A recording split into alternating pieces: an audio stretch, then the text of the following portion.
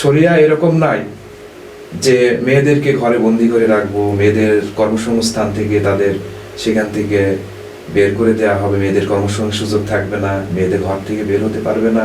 আসলে এরকম না। ইসলাম সবসময় নারীদেরকে সর্বোচ্চ মর্যাদা দিয়েছে। আচ্ছা, আমরা যদি ইসলাম আমাদের যদি ক্ষমতায় আসে ইসলামী সমঝোতার মাধ্যমে, মেয়েরা আসলে সবচেয়ে বেশি অধিকার পাবে। এটা আমাদের পূর্বে যদি তাকান, আমাদের প্রিয় নবী হযরত মুহাম্মদ সাল্লাল্লাহু আলাইহি ওয়াসাল্লামের আগে যখন আইমে জাহিলিয়ার যুগ ছিল, তখন কিন্তু মেয়েরা নির্যাতিত ছিল। মেয়েরা তখন কিন্তু স্বামীর সম্পত্তির অধিকার থেকে বঞ্চিত ছিল। মেয়েদেরকে দাসী হিসাবে ব্যবহার করা হতো। এক কথায় মেয়েদের কোনো মূল্য ছিল না। কিন্তু আমাদের প্রিয় নবী সাল্লাল্লাহু আলাইহি ওয়াসাল্লাম আসার পরে মেয়েদের সম্পত্তির অধিকার বলেন, মেয়েদের দাসত্ব বলেন, এটা থেকে সব রেহাই পেয়েছে। তারা তাদের অধিকার ফিরে পেয়েছে। আমাদের বাংলাদেশেও যদি ইসলামিক দল ক্ষমতায় আসে, মেয়েরা বর্তমান দেখেন 5 থেকে 10% চাকরি করে বর্তমানে।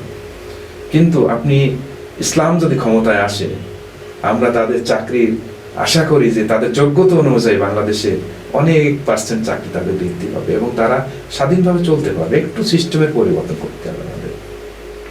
দেখেন এখন প্রাইমারি স্কুল বলেন, হাই স্কুল বলেন, কলেজ বলেন, কিন্তু এবং মেয়ে এবং পুরুষ পাশাপাশি বসে এখানে লেখাপড়া হয়।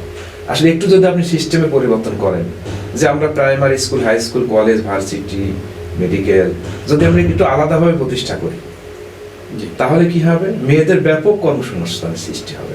এজন্য ইসলাম আসলে নারীদের সবচেয়ে বেশি অধিকার দিয়েছে। বাংলাদেশ ইসলামী আন্দোলনের প্রার্থীদেরকে আসলে জনগণ কেন ভোট দিয়ে নির্বাচিত করবে? প্রত্যেক রাজনৈতিক দলের দেশের বিভিন্ন কাজের ক্ষেত্রে তাদের কন্ট্রিবিউশন আছে।